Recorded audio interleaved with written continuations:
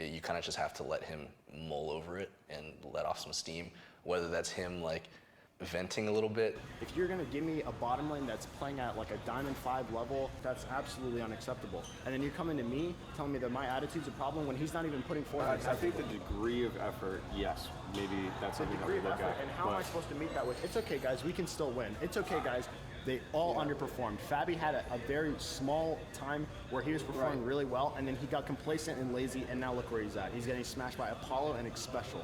Yeah, I think that there's definitely valid points to that. I think that we need to make greater strides. I don't think that you can say that I've made all this progress and now I get to then still have some issues in game. Like, I should hold you accountable to a higher standard so that at least the issues that we have, I don't have to worry about focusing my energy with you. Instead, your actions are making me put energy and resources into this when it could go somewhere else. Yeah. Okay? So why not become the best athlete, not just a better athlete than you were 6 months ago? When you look at like the outside picture and you understand like the fucking weight of that game and that set yesterday on me especially, I want Worlds more than any player on this fucking team. I don't give a fuck who they are. I don't care about local, I don't care about Phoenix. I want this more than anyone. I put forth way more effort. I put all my life into this. I fucking sacrificed so much. I left my normal life. I sacrificed school. I dropped out of fucking high school to move out here and play this video game professionally, and I expected professionalism and hard work from my teammates. And that set, I expect the same thing. That set, if we win and we go 2-0, we 2-0 today, we're Worlds. Fucking bound for Worlds. No chance.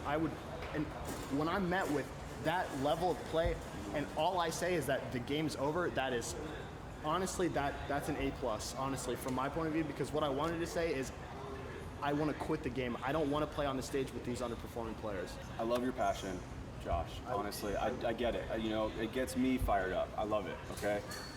The only things are in-game stuff, and we've got to make a better effort on some of this stuff. Let me handle the things with our bot lane, okay? And I'll put my effort there. I got it. Okay, buddy? All right. I want nothing more than to win, but I do too. it just gets overwhelming sometimes. All right, let's go. Liquid hoping to forget it ever happened. Cloud9 1 kill short of a perfect game to start their series against Liquid. The next one's going to get smashed. If they don't sign the fountain, they're going to get them all. The call not going to mean anything. Meteos walks in, says, "Don't you dare, I'm a fat man," and knocks it down. A 2-0, 36-minute game. Like, we have the ability to buckle down if we all take We it can be the seriously. Cinderella story. We could. The CLG was a Cinderella story last split, and there have been a lot of teams that go from fucking awful seeding and awful regular split and then just win the whole thing, so I think we can do it as well. And just On think our good about days, we take sets off. effort. The amount of effort you put in is the result we get. I feel like for every single one of you guys, when you guys didn't put in effort, you guys played like shit, and when you guys put in a lot of effort, you guys played well. I'm not talking about as a team, but as individual performance. Your performance directly correlates with your effort. Yeah. And how seriously you take it affects it a lot. Sounds good. I mean, what's left on stage is how much effort you guys put in. Like, if you're proud of your performance, if you're happy with how much effort you put in, then you're going to get the kind of performance that you deserve. And if you're disappointed on stage and if you have regrets, that means it has to do something with the effort you put in that week. Be honest with yourself and think about how much effort you put in, and if you're really satisfied, and think about what you can change for playoffs.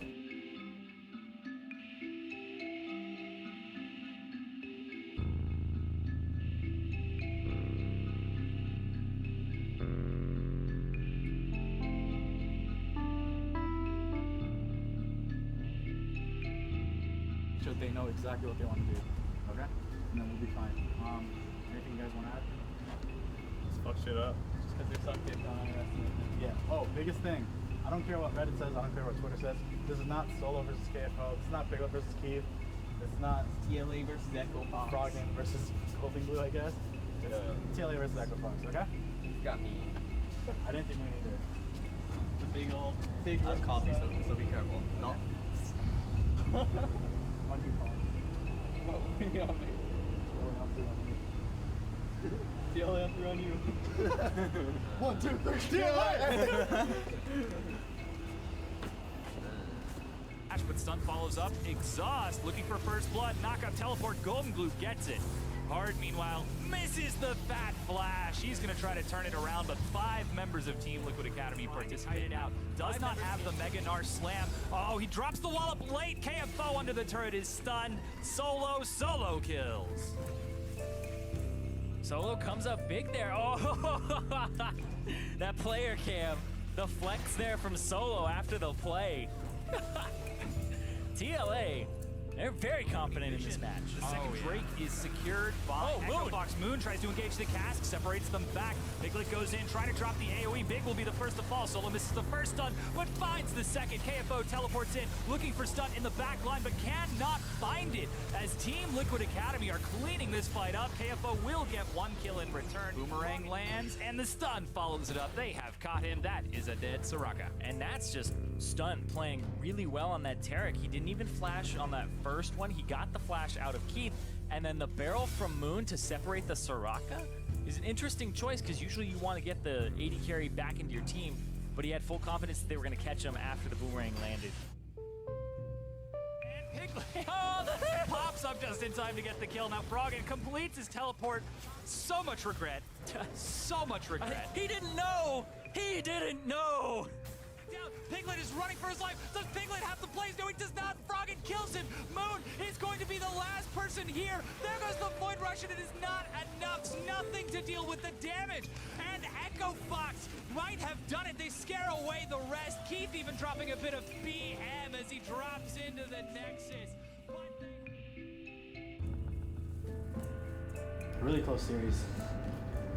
Really close series. It sucks a lot. And I know all of us signed here with one goal. It was to win.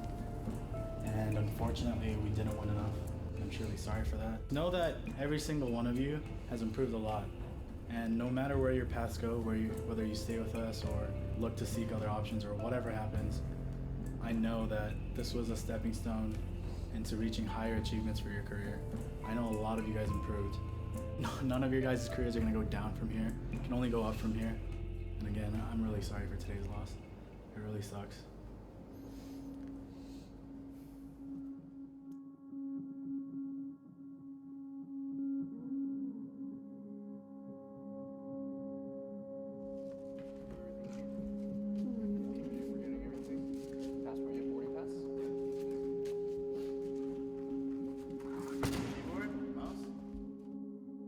If you told me a year ago that Piglet would play in Challenger and enjoy it and want to play in Challenger, I would not believe you. He went from one game away from competing for the finals to playing in Challenger and really enjoying playing the game, having his teammates going for one goal.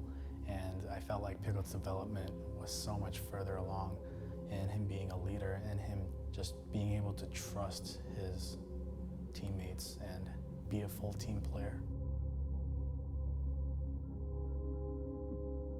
David is my friend and David is my coach. If I get stressed, I just talk to him. I need this. So he just try picks. I just want him. I want David. Talk to him. Everything. David doing good.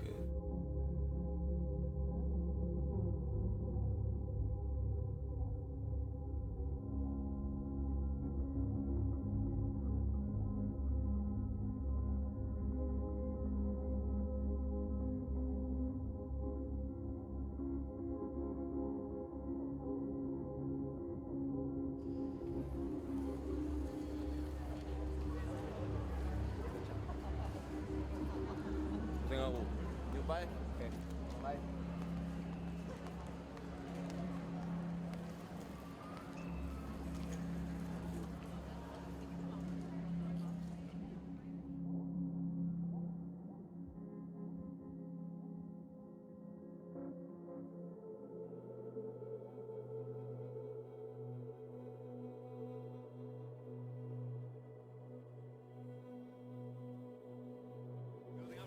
goes in, but he gets stopped by Smithy. Hui stuns two in the backline, and Darshan still coming in. Great ult there from Gragas as Hui's getting low. Phoenix does manage to take him down, but he is going to get the counter kill onto Phoenix. CLG still fighting forward. Lolo low. Two-man ulti from Darshan's going to seal the fate of two more members of TL and Fatty.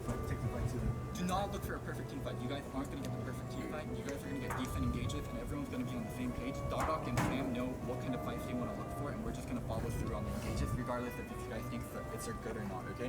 The engagers are going to fucking engage, and we're going to follow through on the engage, and we're going to fucking smash them, because they're shit here at team fighting, because they're garbage, okay?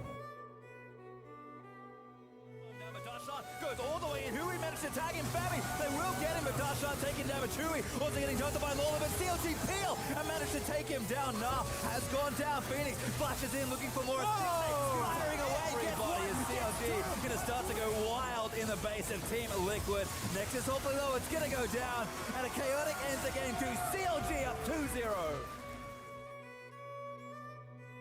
I'm just, whatever. Just pick me whatever. Let's just fucking lose with these. Go off, but there's no orders to follow. Data going back in again. Smithy gonna get tagged, but the rest of CLG's here. Stixay just crits his face off as Suhi gets an ulti out for a bit of burst damage. Jin's caught out. Matt's gonna die. Siva now with a double kill. CLG bursting forward. Phoenix gets the ulti, but Stixay once more. There's the triple kill. Looking to chase it down. Lolo nowhere good to run. Stixay. There's the quadra kill. Jin the only one left alive with no flash. He can do it. CLG. Show that while Team Liquid's talent may be undeniable, their poise is unbreakable. 26 minutes in, that's gonna wrap it up here. Move on to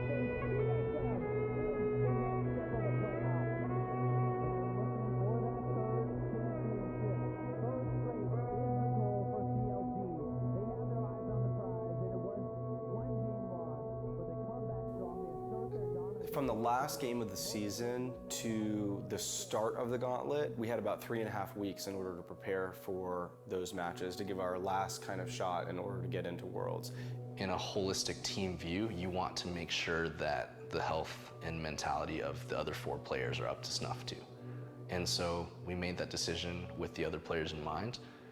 We wanted to give them kind of room to excel without feeling like someone is breathing down their throat on every single mistake that they make.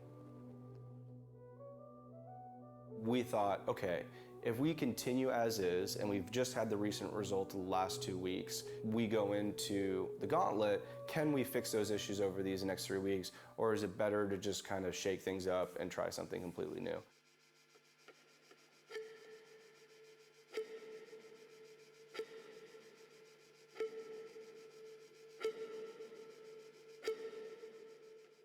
I was just like chilling at my computer, just playing solo queue like back in the old days, I guess. So, and then I just messaged Josh, I saw him online, I'm like, hey, what's up? And he's like, I'm off the team. He just blatantly said that to me, like, wait, you're trolling, right? Because I'm like, used to him just messing around with me, like, of course he has to be trolling, right?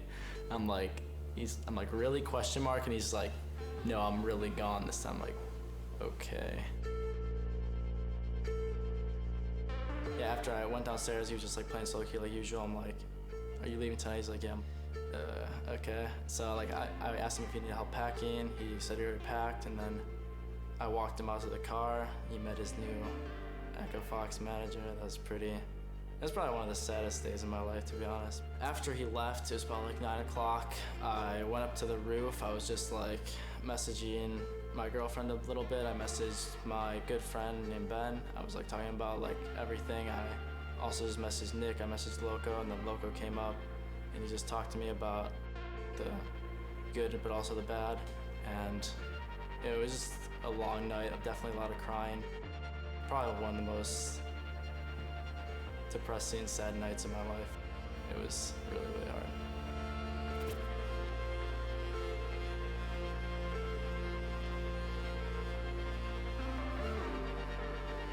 Any offer I get is fortunate. Like, I'm blessed to get it, so I'm gonna take whatever I can get. And at the moment, all I had was Echo Fox, so I instantly went on board and tried to prove that I changed.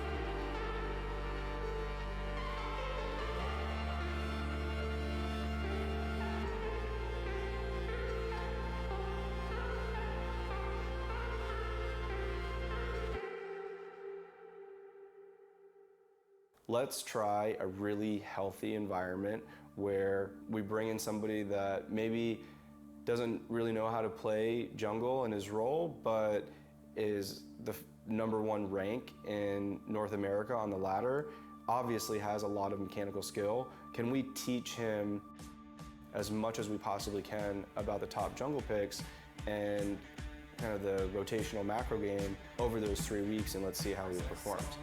In my head, I thought, probably a pretty good shot. So let's talk to Arc second and find out what his mindset is. It was to just make sure that we had a really productive 3.5 weeks leading into the gauntlet, rather than kind of more of the same issues that were existing between Josh and the coaching staff.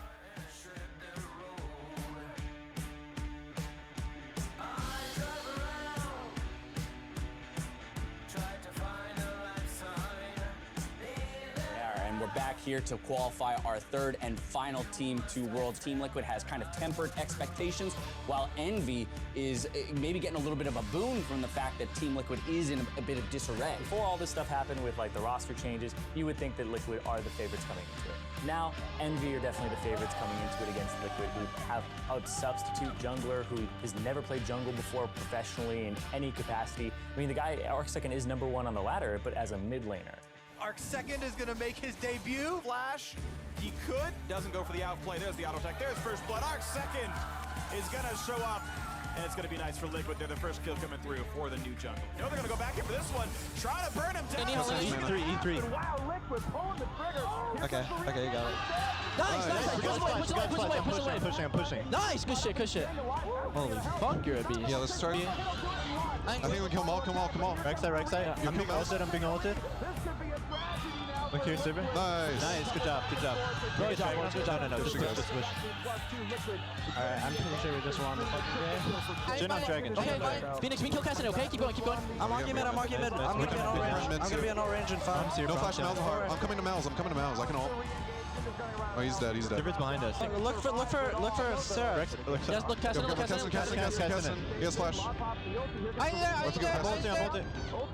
Cassin. Sarah, Rek'Sai's on side. Back up. Keep running. I'm on a server. Can't help.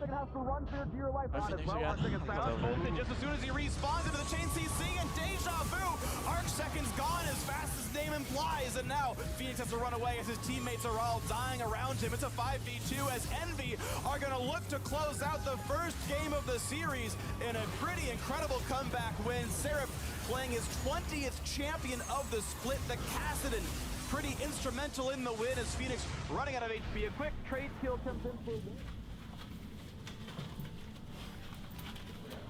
It's really obvious that after like 9 months of work that your emotions just build up to the last result. No, it's not that. Only that, just whole game. After early game, they just shut down their mouths. This is the last run we have for Worlds, and it's like the last tournament we had to play for like the end of the season. So even myself, like I had a ton of pent-up emotion built up, and I know Phoenix did. They don't have any plan, and they just, I don't know what. We just playing like fucking normal game. Couldn't control him at the end and just lashed out on the new rookies and also just the team in general because he was frustrated that we couldn't even beat Envy, and like that's pretty disappointing for not only myself but for Liquid Org in general. I think that it's really important that if you see people are shutting down and people aren't talking, you talk to them. You're like, yo guys, we can still win this, we can do this. And then you give them clear objective and clear plans on what they can do to execute if you think people aren't coming up with their own plans. I can see his frustration, it's definitely acceptable, but after my 9 months of like hard work and just ending up getting 3 out, it's definitely like a heartbreaker. If you don't want to be on Sivert, then we can use the last man on Sivert because he's willing to play Irelia into Kennen, and then you can be Jhin instead. Would you rather do that? I mean, I can take Sivert too. Which one would you prefer, Phil? I don't really have a preference. Okay. I prefer Jhin over Sivert. Alright, then let's go with that, okay? Let's get ready to go at stake. And Phoenix, you stay. Phoenix, if you really want to win this series, instead of blaming picks, let's talk about what we can fix. And even if you do think picks are problematic, you can say it in a much more productive way. Yeah, I say fucking picks problem. They just fucking, I just play fucking normal game. With voice chat, with some random guys. They just, after early game, they just do nothing. Oh, I do this. They just doesn't have any plan. They just fucking just shut. They don't know what to do. They just shut down. If they don't know what to do, then we can help them in game. Wait, how I fucking save 5 men? I think saying something simple like, yo guys, I want to get side lane priority. Can you help? Can you push up mid? Is something really helpful that you could tell them. They just close your mouth. Because I know you're frustrated, and I know they're closing their mouth. Instead of us yelling at them, why aren't you guys talking? Like, you guys can do this really easily. Like, this is so simple. It doesn't really help the problem. But if you can talk to them where it's motivating and tell them what to do and help them talk, I think that would be a better solution than being angry at them. Not being angry, then they, okay, yeah. If they don't know, if they say something, I can that, but they just say nothing. They are saying nothing because they don't know what to say, and also they feel a lot less comfortable on stage than you. You've been playing longer, and you're a better player, and you have more experience than them. So I just make them just open their mouth. I think you did a decent job of making them open their mouth, but we can even do a better job. We can put confidence in them instead of telling them, just talk. Like, why aren't you guys talking? I think going with that approach is gonna shut them down more, especially Matt. I think Matt's the one that's having the hardest time talk. Matt not talking is from lack of confidence. So when we're angry at him and we're like, you can just say this, you should just say this, then it makes them more likely to talk less, not more. Yeah, I know you just pick by the for giving confidence. I gave the free choice of I said either Trundle or Bard, it's up to you, Matt. And you say Bard is fine. You know, we like lose every Bard game and we have every Alright, we'll be alright there. We have every same problem every Bard game, but this is already 7 times in a row. I definitely agree, and I would much prefer Trundle, but Matt's not the type of player that can handle being told what to do, and he has to feel confidence in it. There are certain limitations with certain players.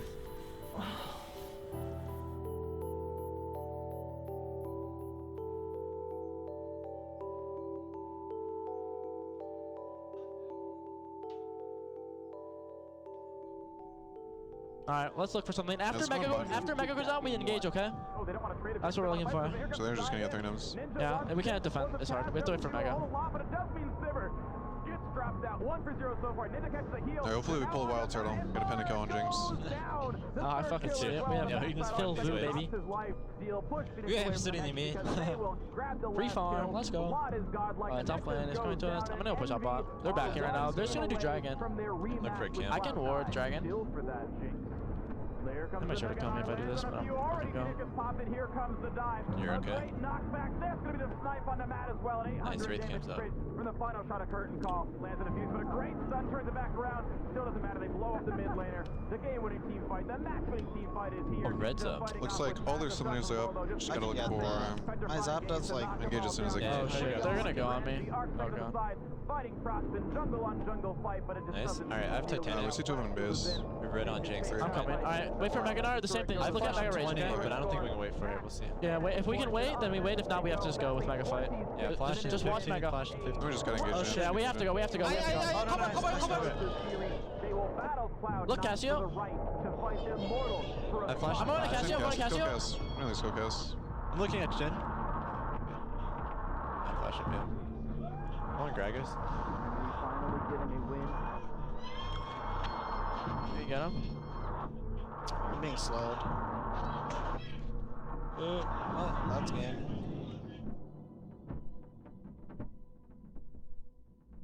Amen.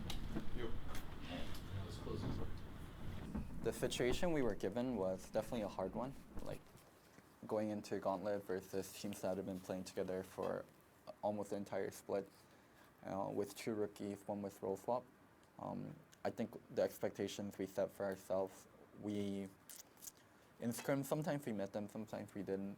Our environment was good, our environment was bad, but we always put in effort. And I really like that everyone, like even in like the darkest times where we lost Dardoch, we lost Piglet, like we're still fucking working at it, people aren't giving up. We scrimmed more in the last week than we ever did on a regular LCS week.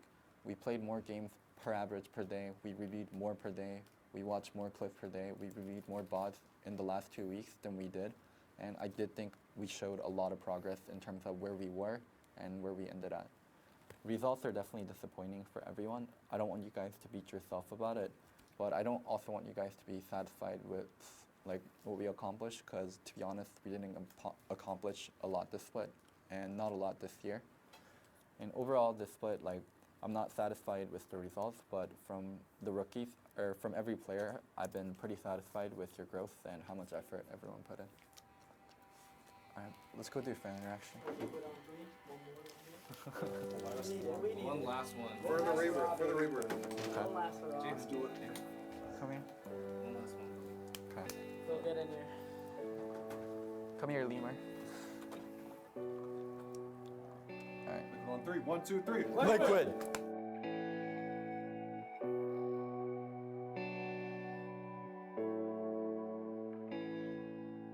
I'm happy with some of the progress I've made in the jungle, but then like as actually a team, like all that matters is winning, and we didn't get to. It would have been great if we could have actually tested how far we came against C9 or Immortals, but so a little disappointed that we didn't get to quite see our growth or quite get where we wanted to be. I'm overall glad that I did get to play with Liquid, but I do wish it went differently and like situations were different. And I can't even imagine like what Team Liquid fans feel because of all the messes that's been happening. And I just want to say like sorry for my performance and hope I can get a chance to prove myself again. Pretty much just learn how to be more involved in like the direction that a team has to go in. Like I just need to be more involved. I have to work harder, and that's kind of just the lesson that I get. If you want to have good control over your own destiny, you need to actually give a shit. And I'm doing better than ever, so I'm like really glad and I respect the organization a lot and they've done a lot for me, so I can't really say anything bad about them. They've done more than good for me, so. My first moment is when Figure going to LA. I should say I'm retired too because I feel like don't hoop anymore. So that will be changes something. I don't know, I just want to play with who can be raining and who can be talk and who can be practicing. Yeah, that's all.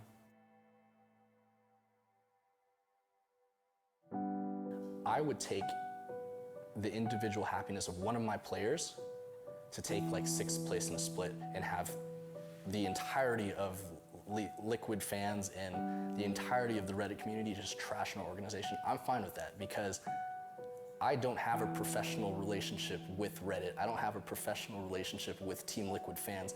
I have a professional relationship and genuine care for the individuals that I interact with on a daily basis. So I made myself into the person I am because I worked my ass off and I had values that I've stuck to for all of my life. We came to agreement on how much we'll be spending, how much structure is going to be implemented, how many resources are going to be poured into our LCS team's performance, and we are all very excited about that. The biggest thing will be that they're going to do everything that they can on management side, and we're going to do everything that we can to perform. The roster that we're potentially looking at is something that will be very exciting. I honestly believe that we will be a championship contending team next year. I'm ready to lead that.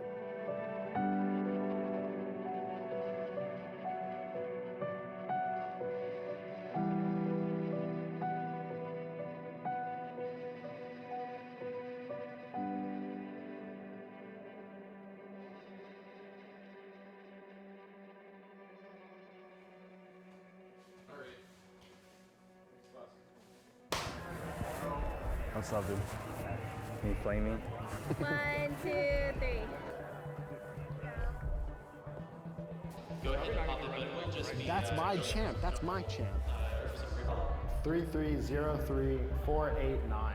My biggest regret in my career so far was how I acted towards and how I treated Piglet, where I saw him as like my older brother, and he looked out for me all the time and tried to make me the best player that I could be. I tried extremely hard to get him to his first NA finals and tried to make him an NALCS champion like he always wanted to, no matter how bittersweet it would have been if he finally got his goal and he would have left after NALCS champion and went off to play in Korea or whatever. Like, I wanted that for him. And it's an awful feeling because everyone depicts us as enemies, and I really want nothing more than to prove them all wrong and to be his friend again and to be his teammate again and help him win. And yeah, it just feels awful because I feel like I let him down. I let the org down by, mistreating him after I made promises to change my ways and be more respectful of him and Loco.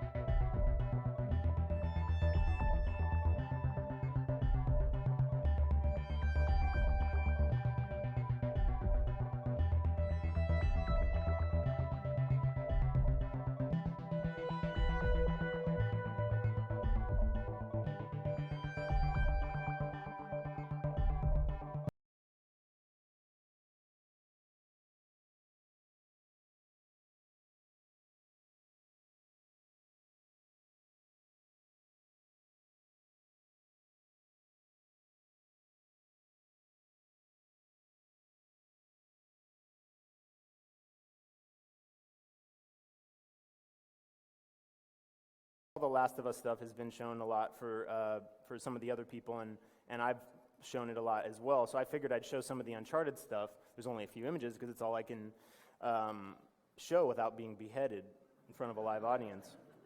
But these images are all online already, and they've been published, so I get to show them and not tell you what they are. So they're, the interesting thing, some of the things that I've been talking about in the talk so far is just that so there is one. There is one Last of Us image. The way that I work now is the same philosophy as the way that I've always worked, except the tools that we use now make our work so much more able to be like inserted right into the pipeline, because most of the stuff we do now we start in 3D, which again was not something that people, even the best concept artists that I remember when I was a student, started school in 2001, I think, Art Center, and that makes me sound old in a way, but they really didn't do that. That just wasn't the way it was done. Like the people that were big when I was just learning, starting out in school, that just wasn't the way it was done, and now it's like that's the bar for it, and the tools have been made so easy that everyone can just pick this stuff up.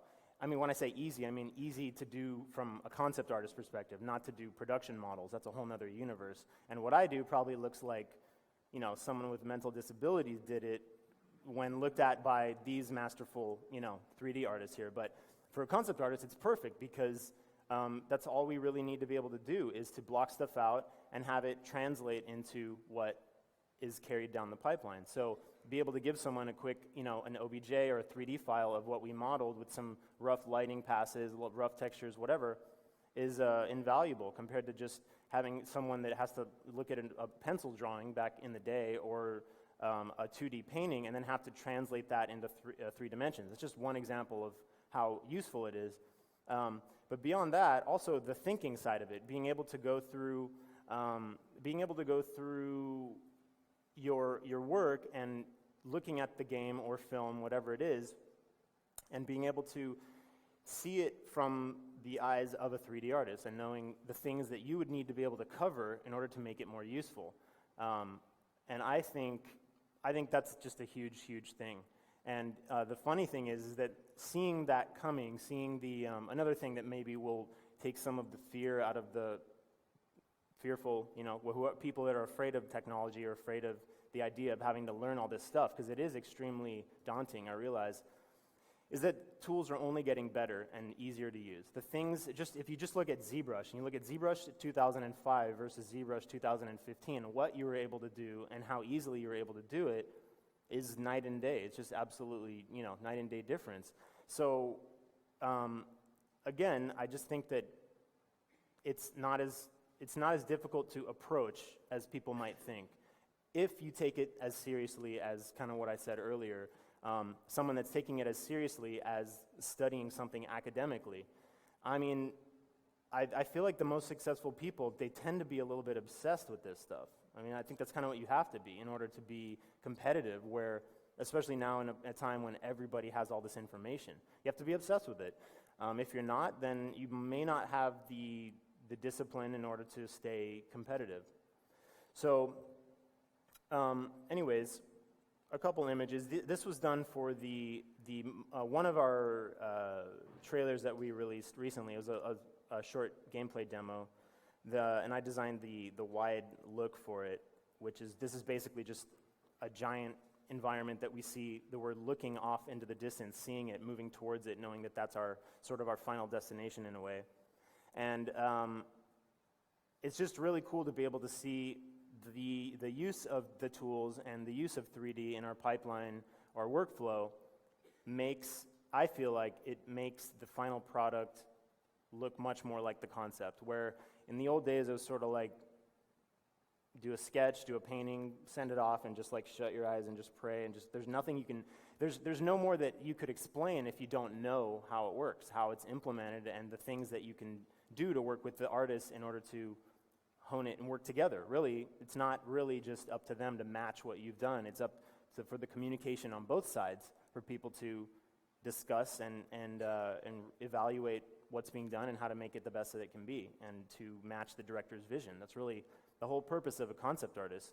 And I feel like but when I first started working, a lot of it was super wasteful. The work that we would do was very wasteful because there was no way to implement it quickly and accurately. Sometimes it was like you'd spend three days on a painting, and then they would see it and say, oh, we can't do any of that. Well, you would know that if you were more involved, in the process, and if you knew how it all worked. So, moving on, you will find I have a clear distinction here of Naughty Dog work and not. I don't know why. I just thought that was funny. It's not really that funny, but it's just something about it was interesting. So I just wanted to show more personal stuff. A, because I won't get in trouble, and B, because I can. It's all about my own personal kind of art direction and things that I've wanted to do. And it almost seems like, hold on, let me just stop that slideshow. It almost seems like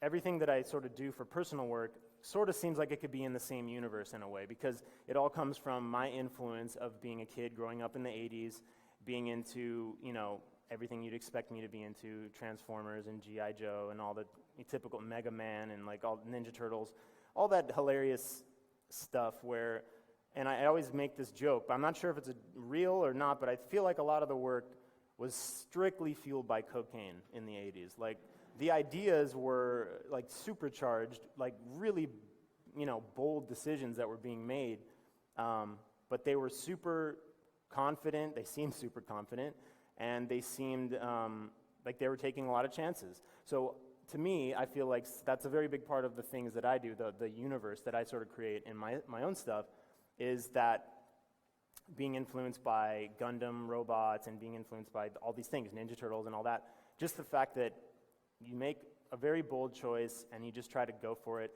but then integrating the modern kind of tools and techniques with some more of my industrial design kind of background, making things feel believable and real, as opposed to just wacky and out there and not having any ground in reality. So yeah, a lot of my stuff these days tends to be very 3D heavy, but with a sensibility of like traditional landscape painting and illustration and stuff, which is a very weird mix, but that's the DNA of sort of what makes up what I'm into. And again, creatively, if I was to give people any advice on how to go about developing your work, it's just that you can't just have one influence. You can't just look at one person or one thing and try to just be that thing. Obviously, some people have done that and were successful because they think, oh, well, then there's another one of those. We need one of those.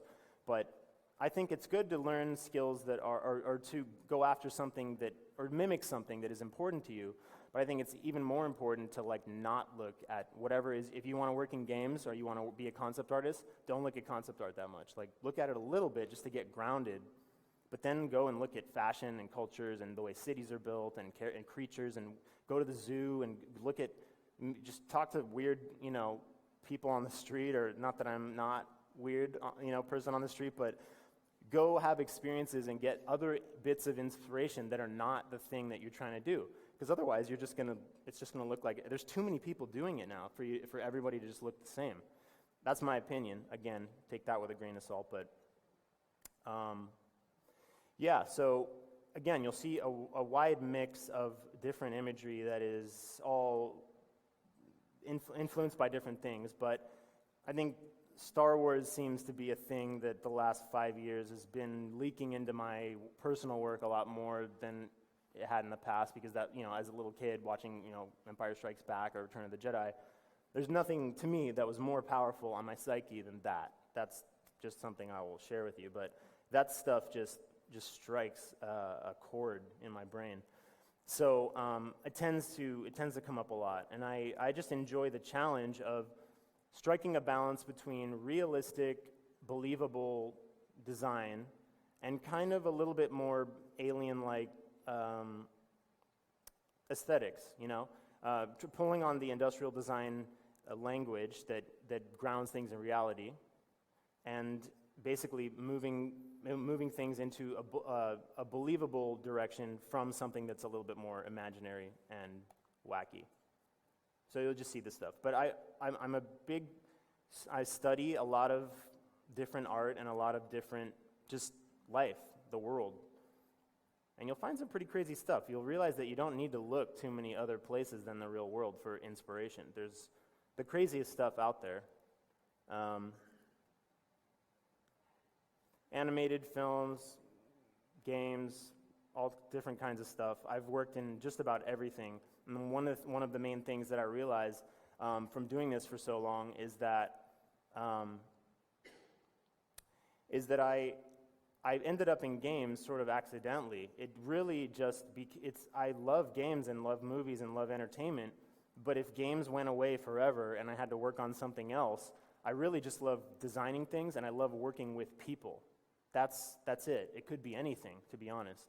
So I guess in closing, I think what I'll probably say is that one of the most important things that you could do is ask yourself, what kind of a person are you, and what environment do you want to be working in? Do you like working with people? Do you like working by yourself in a super secluded environment? Do you not like people that much? That's fair to say. Some people just don't like people.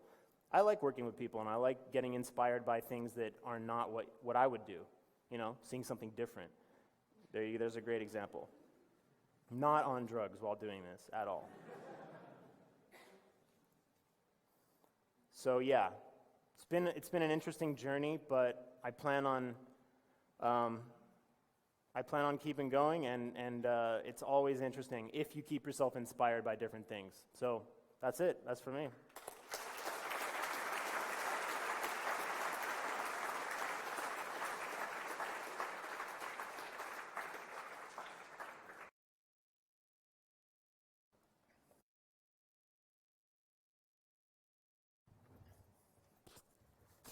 Hello, hey guys.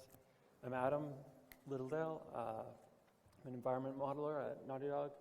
I've been there for just coming up on 5 years now. Before that, I did a year at Vancouver Film School as well. And there I focused mostly on, I went through the program, and then at the end of the first half of the program, you kind of just go through all their classes, and then the second half, kind of focus on one thing, and I decided to do an environment, and I'll actually just show you what I did there.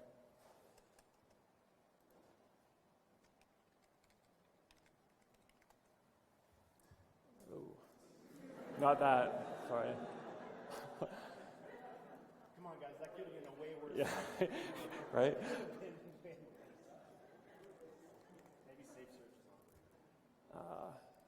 I'll show the video. Yeah.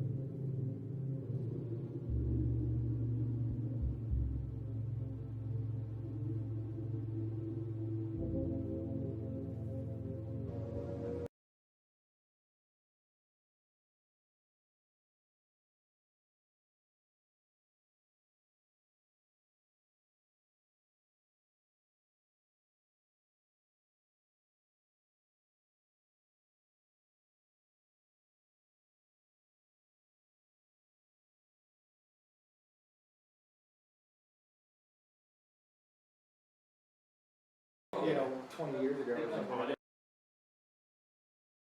You know, a lot of people ignore the skeleton. They don't want to study it. It's macabre. They don't like it. This and that. It's a bunch. I mean, you've got to be good at it.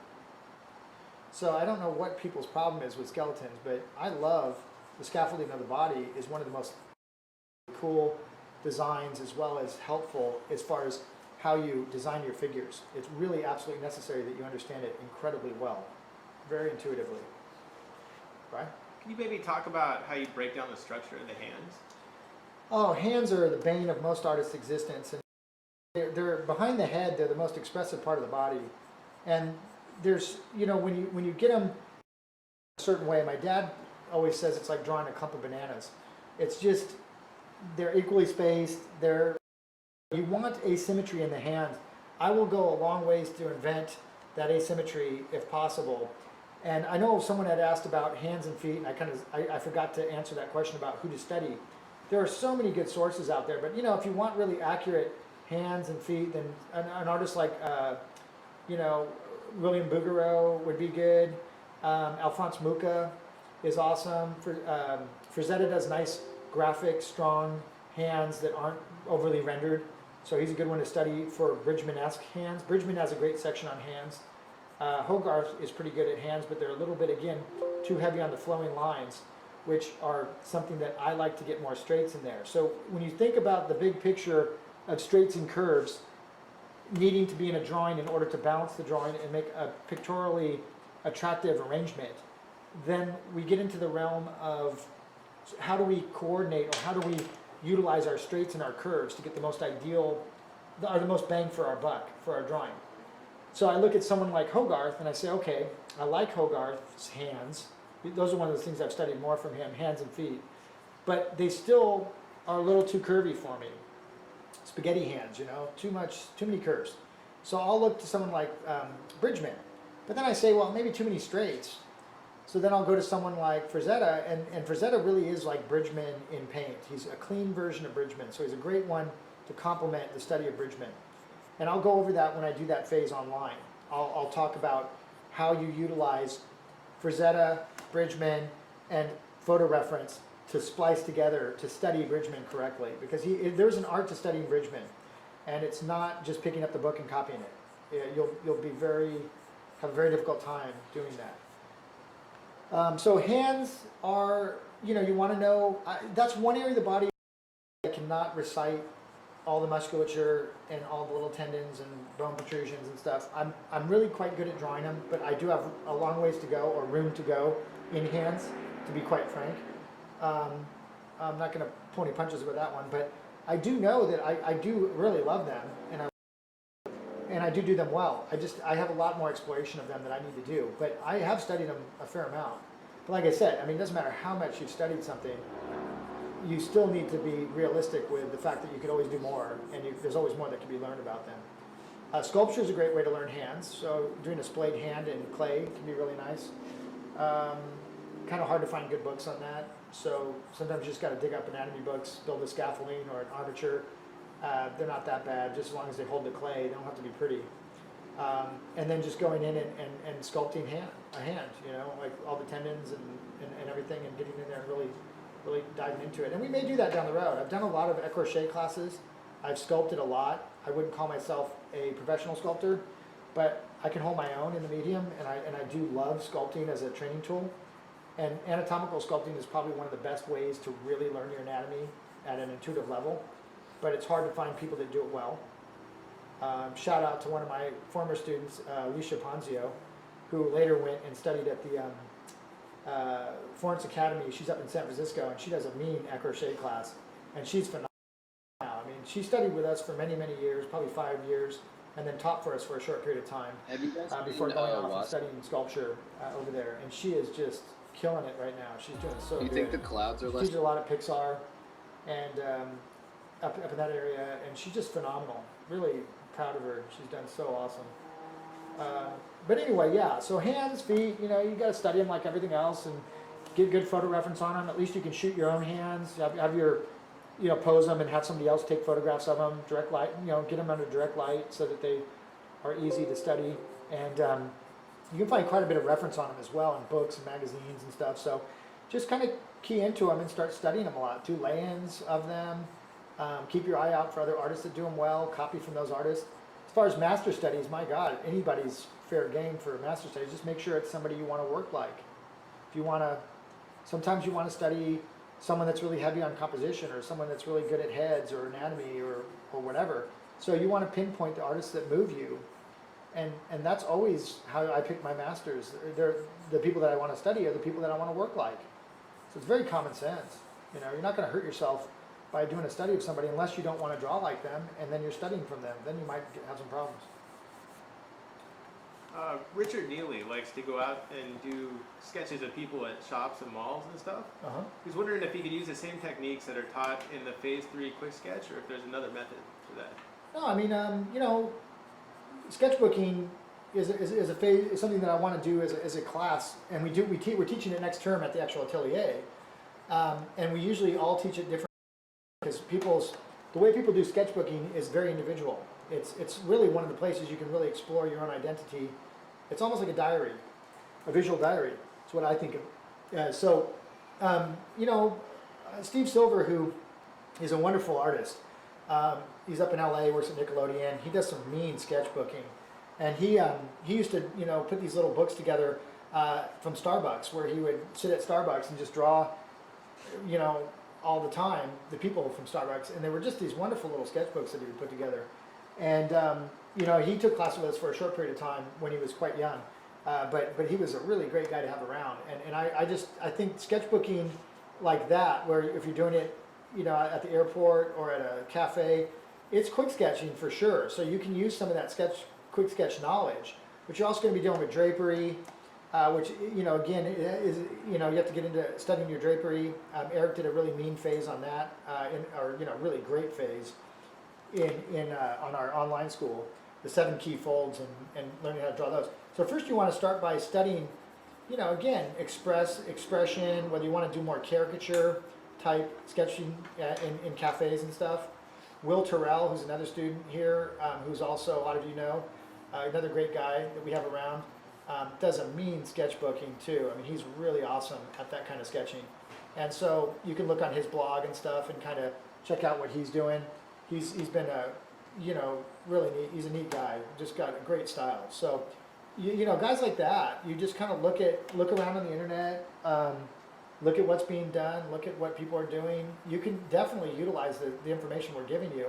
The key is to take the information around the concepts or the areas that you want to explore. If you want to be a cartoonist or a caricature artist, the Riley method would be phenomenally helpful for you to be able to take the abstractions and the rhythm grids and to manipulate them and idealize them 20%, 50%, 100%, how far you want to caricature the person you're drawing. But those grid lines allow you to quickly establish the person's likeness and type. And if you're a cartoonist or a caricature artist, a lot of times you only have a matter of minutes to do that. And any system that's going to help you to do that is going to be a godsend for you. So yeah, if you're a sketch artist, definitely use that information that's in the phase 3 for sure. But you're also basically, the biggest problem I had with working with caricature guys is they usually come to representation a lot through caricature. And they have so many bad habits because they're so used to exaggerating the form like 50%, 60%. Try to get them to draw it accurately is almost impossible because they've ingrained so much distortion in the process of their art, their craft, that they have to go and unlearn some of that. And that can be really hard if they've been doing it for 10 years, 20 years. The longer they've been doing it, the harder it is to get them to kind of tone it down. It would be better to come from a really strong representational background, accurate background, and then learn to caricature. I would definitely say that would be a more ideal way to go about it. But a lot of times, caricature is a great way to make a living as a young artist. You can usually do it at theme parks, Disney. You know, we had a lot of guys that worked at SeaWorld and the zoo, and they were caricature artists, and they were in their early 20s, late teens, early 20s, and they were making really good money doing caricature.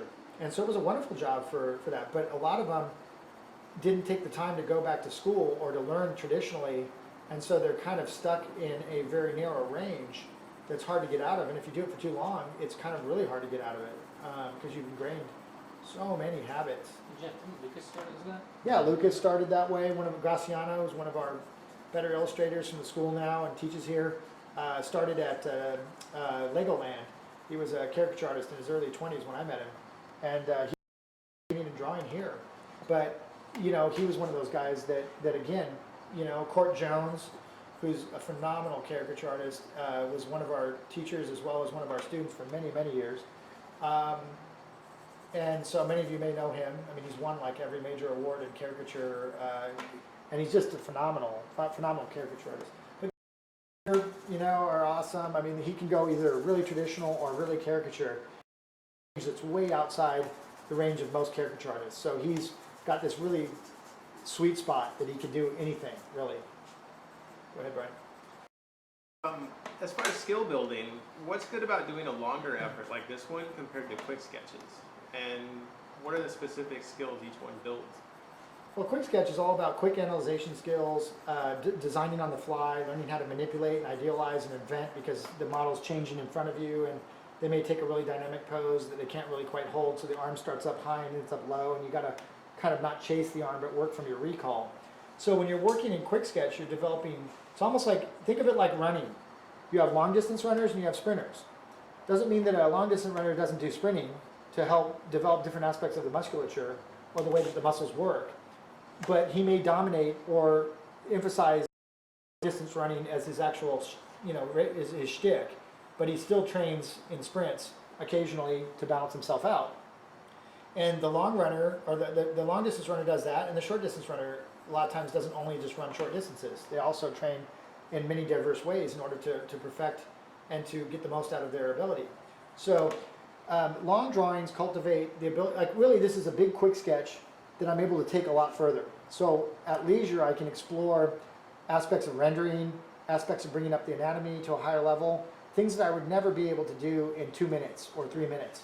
So ultimately, if you're saying, well, all I ever want to be is a storyboard artist, and that's all I ever want to do, well then, okay, you've got a very, very ridiculously specialized area that you want to go into, and I would not advise that, but then maybe you would want to spend most of your time just doing quick sketches. But still, I mean, most of you are going to go in and out of many, many different careers if that's what you're driven towards. And you need to be able to do everything. You can't just hang your hat on one skill set. So you're going to want to do your long drawings. You're going to want to do your... It's like in painting. We do gesture painting and we do long painting. Some paintings can take hundreds of hours to execute. But to be able to take that 100 hours and distill it down into a 10-hour painting or a 2-hour painting or a 40-minute painting, that is an incredible skill set to have. And so you want to train in both gesture and in long effort. You never want to just do one or the other, in my opinion. When will anatomy classes start for the online school? I think the first one that Eric did is coming out in the next couple months, I think somewhere around November. Mine will be coming out later, in the probably late, sometime next summer, maybe, or thereabouts. But that's actually one that actually comes before the one that Eric's releasing. It's not going to hurt you to do Eric's phase before you do the other phase. Ultimately, you're going to want to do those phases many different times because there's so much information that's going to be in them that you're going to want to revisit them periodically to bone back up on your skills. So that's my goal, is probably in the next year we'll have 2 phases out. Eric's also going to be laying down another one, which is basically at our school we have the Bridgman anatomy, which is not really, it's kind of an overview of how to study Bridgman properly and how to get your head around studying anatomy intuitively. And then we have these intensives where you actually explore for 5 weeks, you do legs, and for 5 weeks you do arms. And you study the bones and where the muscles connect. And it's very academic. And that's what we call anatomy intensives. And they're a little bit more specific than some of the more invented type anatomy, which you'll get to after you've learned your academic anatomy. So those ones will be coming out, 2 of them, or 3 of them will be coming out in the next year and a half. The more advanced ones like sculptural anatomy will be pretty far down the road because I've got to get back into training sculpture in order to get my skill sets back up so that I can lay it down. So a lot of times when I want to lay one of these phases down, it takes me, the more complicated ones, I might have to train for 6 months very specifically on a pretty regular basis to be able to justify or put down this knowledge at the highest level possible that I'm capable of. And that's what I want. I don't want to be putting down a phase unless I can put it down at the best of my ability at this time. And that's why I'm working so diligently to put all this stuff down, because I've been at this now, running our atelier now for about, I don't know, 20 years, 24 years. Spent 2 or 3 years before that training. So, 25, 26 years in, and my career is wanting to get some attention. And so I feel strongly about laying down these concepts for the future generation, as well as for you guys that aren't able to get out here to study with us, while I'm at the strongest I'll ever be in these areas. And there's not a lot of artists that have done that or have taken the time to do that when they could have. So I feel really strongly about it, but man, it's an amazing behemoth project. So I've had to put my whole career on hold while I'm doing it. So not that that matters, it's just a lot of these phases will take time to get to you, because they need to be done properly. And when you do finally get them, you're going to be very thankful, because they're going to be something else. And they're going to be very difficult to find anything that's probably even close to being comparable. And that's my goal, is to put down some of the best content and really highlight this incredible technique that has done so much for me, and share that with people so that they can also understand these concepts, so that they can help themselves in their careers and their goals and their dreams, and not just be this kind of specialized information that only a handful of people know. So anyway, that's the goal. But it's going to take some time. But we've already done a great job, and we're already moving in a really good direction. So I think there's a lot to look forward to with the online content coming forward. It's going to be pretty amazing. Let's go ahead and take a break, and I'll be back in a little bit. Right now, it looks pretty good. The head's a little big, arms a little short, but not too alarming. I'll keep messing around with it a little bit.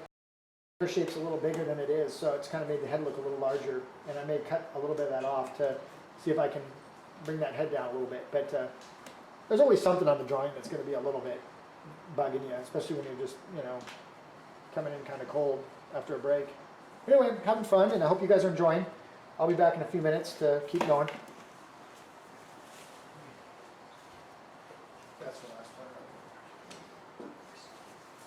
No, I'm getting 3 books together, so I'm shooting everything and trying to document before I sell anything. I want to make sure I get them photographed properly, and then if they're going to go in a book, then I'll have them. Sometimes I'll sell something, I'll go, man, I'll show that, I'm going to put that in a book. Not all these are that good, but some of them I have to go. What I do is I pull them out of my pad. I can pull these out of a pad from last year, and I'll go through them all, and I'll categorize them according to, these are the A drawings, these are B drawings, in my opinion, and then I'll shoot them, and then compile them, and then what I'll probably ultimately do is, and then just gonna sell them. Probably, I don't know yet. But I don't sell a lot of drawings right now, because I don't know what I'm going to do with them. Yeah. But at some point I will. I just did that one in the boot camp. That was yeah, it's a nice one. I couldn't believe I thought somebody in boot camp would have done it, but they didn't. So I had to think about it. I mean, no, it's a really nice piece. So yeah, that's a good one. I can't find these frames are so good. Oh, you can. Oh yeah, these are all Mexican frames too. You actually they're fairly cheap. I can try to direct you to maybe somebody should buy some for me. Because I don't want to get a frame that doesn't do justice. Yeah, those are actually cheap frames, man. The next one, relatively. I mean, because you can spend a lot of money on framing. So you want to, these are all really, really cheap frames, actually. If you could tell me where to get the numbers. Yeah. These are some nice ones you got here, the frames. These little the drawing ones? Really high quality frames you got here. I'm like, they're $5 from Walmart. I wish they still sold them at Walmart. They don't do it anymore. No. I don't know why they discontinued them. I don't know.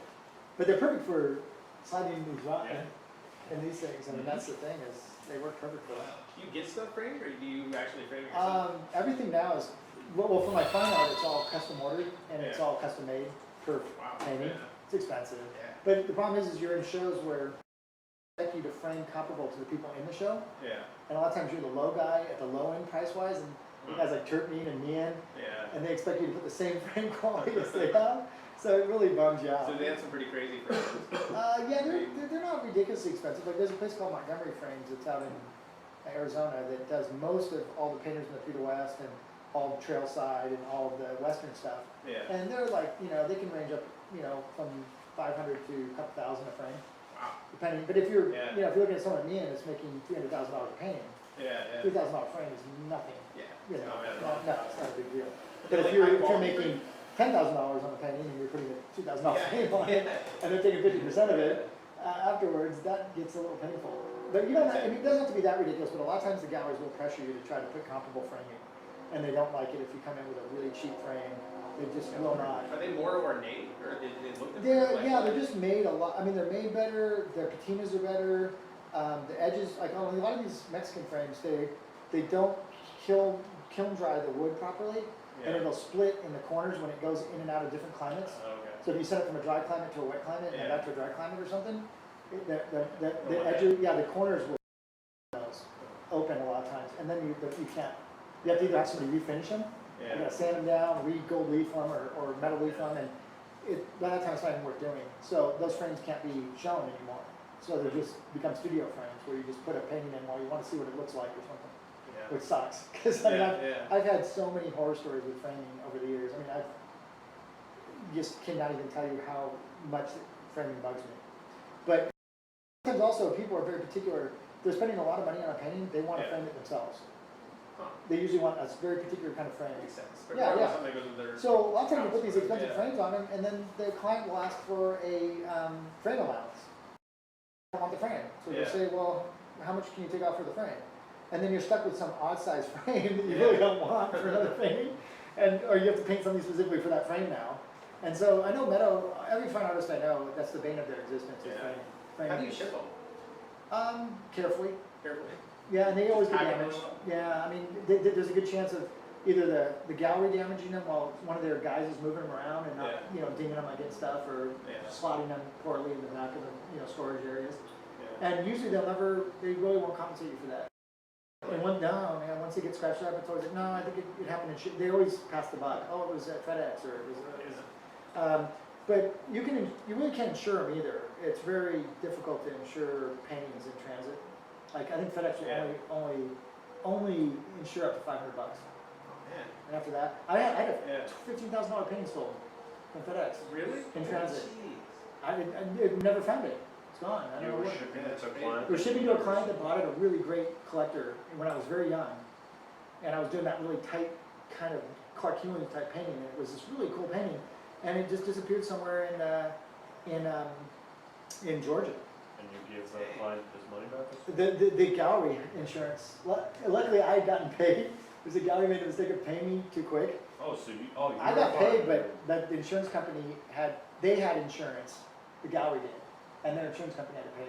And the client is fine and you're fine, just the galleries. The client was mad because they never got the painting, and it was a good client. So it was unfortunate. It left a bad taste in their mouth. It wasn't my fault. It wasn't anybody's fault. It just, we declared the value of it in transit, and that was a mistake.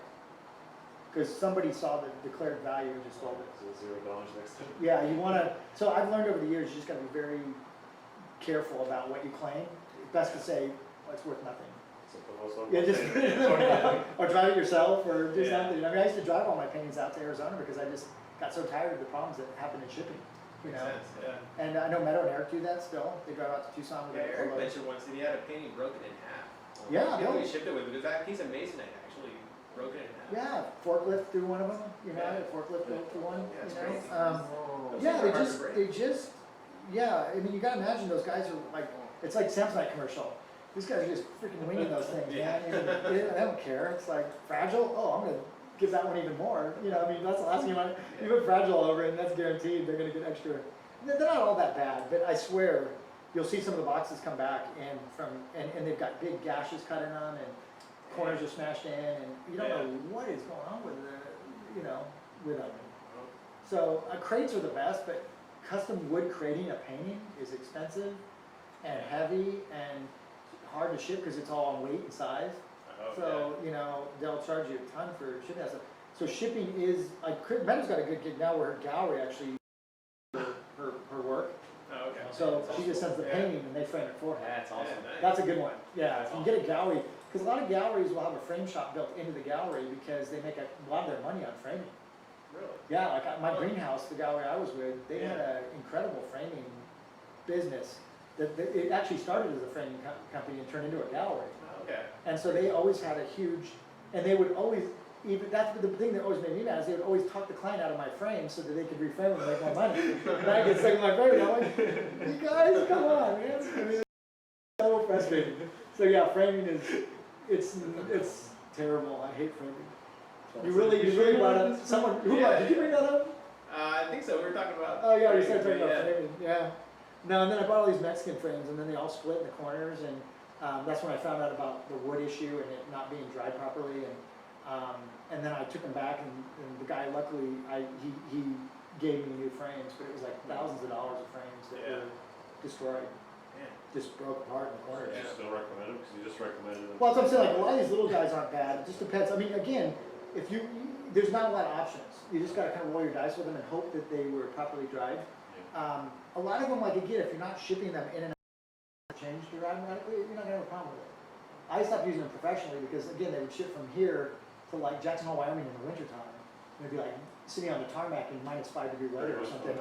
And the things would just, you know, the wood would expand and contract, you know, with the different climate.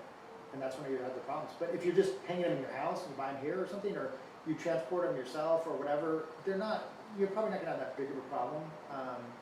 And again, the frames, like a frame, like one of those frames up there might be $40, $50, you know, versus hundreds of dollars. Yeah. Like if you go to Aaron Brothers, might be the biggest ripoff on the planet. I mean, they might be a 200% markup or something. I think because Brad used to work there, and he said they mark up like 100 to 200%. So they'll give you a 1 cent sale, but you're paying 100% over for the one, and then by the time you get the one for 1 cent, you're getting them for 100% over instead of 200%. Yeah.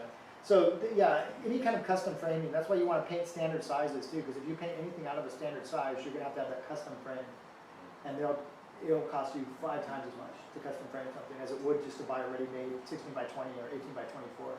You always see these artists that paint like 33 1/4 by 27 5/8, and it's like it's always something weird, you know. It's like yeah, that was all for the boot camp. Those are all demos I did during, you know, one for the landscape, one for the master studies, and one. Yeah, yeah. It doesn't look like her though. It looks like her older sister. It was a really young, beautiful girl, and I just could not get the likeness.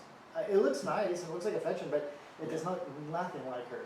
Now I was really disappointed with the likeness, but. You know, you could always show some of those online. Yeah. During the break. Yeah, we could. Yeah, maybe next break I'll since they're here, sitting here. Okay.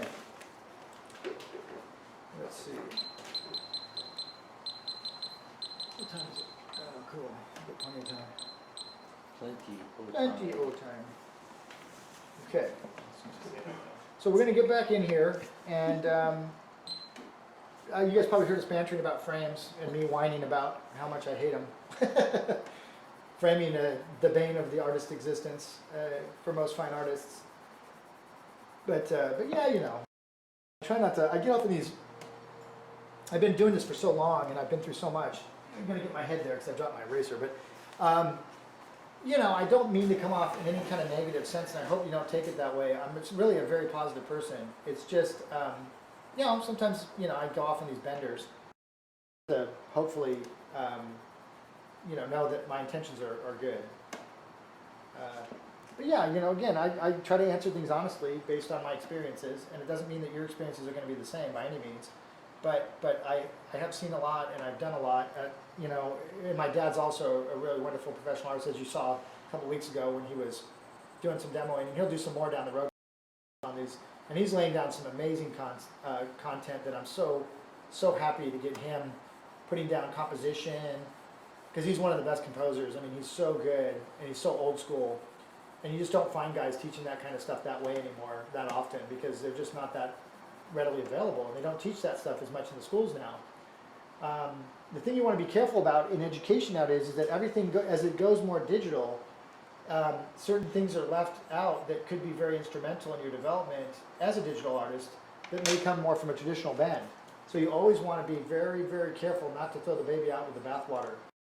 Be like, oh, that's cliche, that's passé, that's not worth learning anymore, because now I don't do that. But you might, when you learn tactile sensitive mediums like charcoal, ink, painting, gouache, acrylic, oil, your mind has to bend the knowledge and its ability to think a certain way.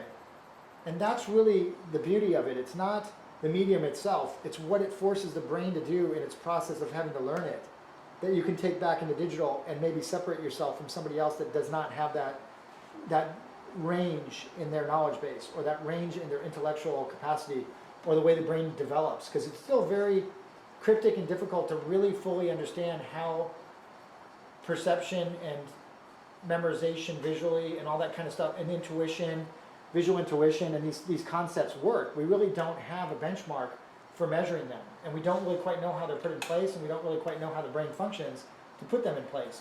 So you don't know what's going to give you that great edge that could Bernini or Fetchin or Frazetta. And again, I love digital. I mean, I absolutely am enamored with some of the stuff that's being done with it. But I also see some limitations to it. And again, I don't think it has to be that way. I think, artists could really benefit both from digital and from traditional. And so for those of you out there watching that haven't yet you're younger and maybe you didn't have a lot of school and you picked up digital from tutorials online and copying other guys, which is great. Try to use these cheaper ways of training, like online with us or something, as a way to get your traditional chops up, so that you can now put those together and also be one of those artists that shows at a LuxCon or something and sells your original art. Because there's nothing like selling originals. There's nothing like doing originals. Ultimately, if you have any artist across the board, if they would want to do original artwork, they're all going to say they would love to do it. They just didn't have the luxury of getting the training to be allowed to do it. But now you can get it. You can get it for a fraction of what it would cost to go to these ridiculous boutique schools that are ridiculously expensive. And I'm not going to mention any names, but you guys all know who they are. So there's no need to even mention that. But I don't think it's necessary, really. And again, it is, there's a lot you're going to have in the next 10 years or so. And so take advantage of them if you can. And really try to get your traditional skills up as well as your digital, for sure. And don't neglect either one of them. But the traditional will take you a fair amount longer than the digital will. So just know that ahead of time, and you'll be okay. Go ahead, Darren. What's a good quality paper for longer drawings, and are there any that feel like newsprint? Like I said, I've tried to find them, and I don't do a ridiculous amount of long drawings. I probably do 5 or 6 a year. I'm too busy teaching this stuff, and usually, again, for me, doing long studies is kind of a luxury now. And I do like them, and I do enjoy doing it. It's just so, I use a Fabriano a lot. There's different kinds of Fabriano handmade papers. Strathmore makes, even just a Strathmore or a Bristol Strathmore, like 500 weight, or, kind of a satin finish can be really nice. Again, charcoal, I use graphite when I go to those long drawings, because I like to render at a higher level, and I like the feel of graphite for long drawings. So if I was to use charcoal, I quite frankly do not do that many long charcoal drawings, that are on archival services. For me, drawing has always been a stepping stone to painting, and it's just a way to maintain my hand in painting cheaply. So although I'm a really nice draftsman and I enjoy drafting, and I always will love the art of drawing, I see it as a stepping stone and not as something that I do to make money or to so it's not something that I've really ventured that heavily into trying to find a surface like that, because there's, again, there's really no need. Because if you think about drawings, if you look at the craftsman that's ever lived, some of them, Fetchin, one of my favorites, Michelangelo. Okay, now when you get to Michelangelo or something like that, yeah, his drawings are going to be really valuable because of the name. But even Fetchin, who's arguably one of the greatest draftsmen of all time, right up there with Holbein and the rest of those guys, you might be able to buy one of his original best drawings ever for 10 grand. Now that's pretty amazing, because that's like one of the best draftsmen that's ever been on the face of the planet. And his 10 million. So you're looking at a difference that's so ridiculous monetarily. So what am I saying? Drawings do not command the respect that painting does. They never will. They never have. Just the way it is. And it's unfortunate. But they're just, and again, I'm not saying, so to me, what do we use drawing for? We use it to learn how to paint cheaply. That's all we do.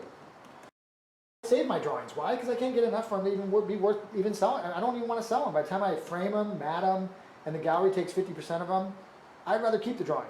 and the government comes in and takes their 30% or whatever, I'm pretty much giving the drawing away.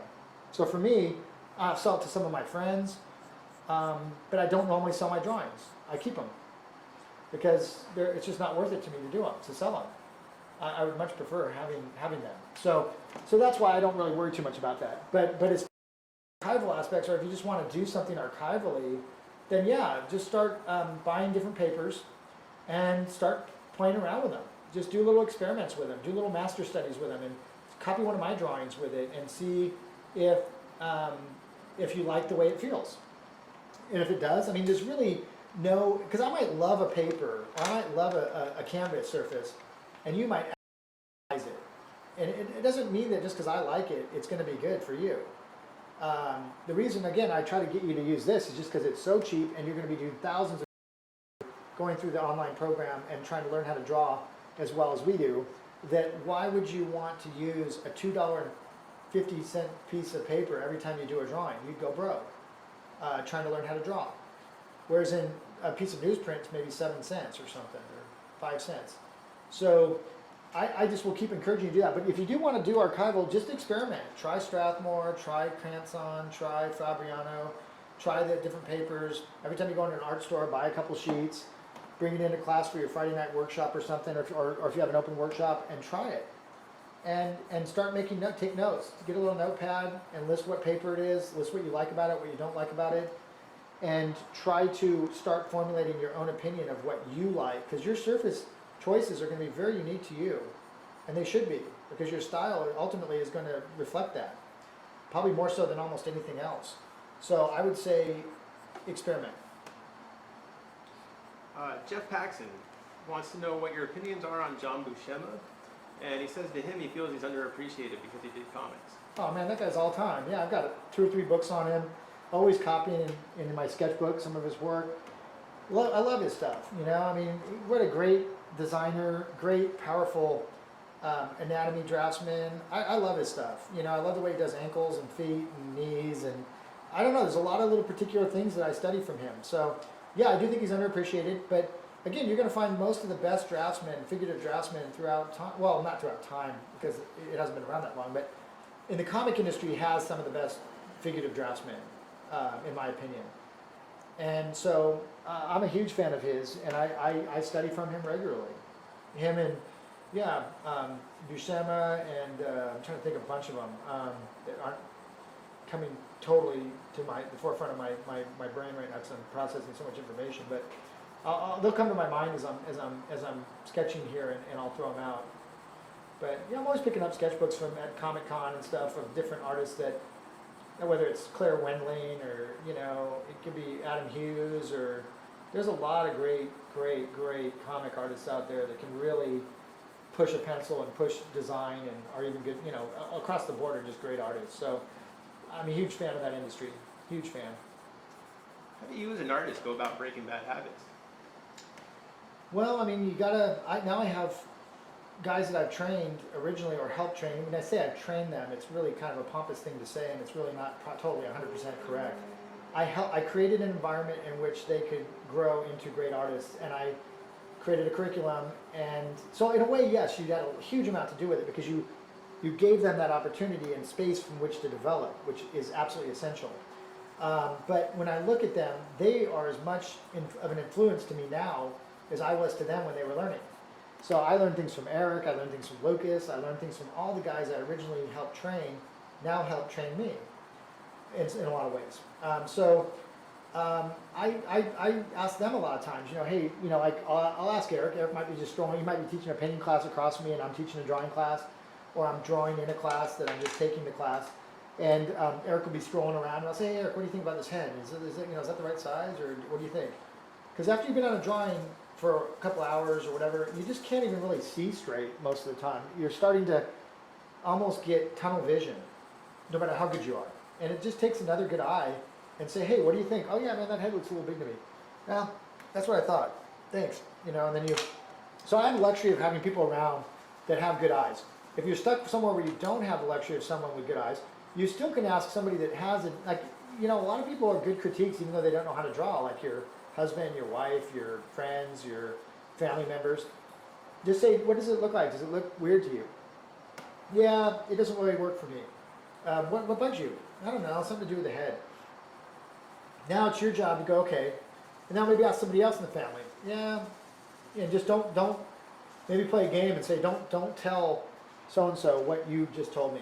And let them say, oh yeah, something with the head kind of bugs me. If it picks up on that head issue, probably something in the head is wrong.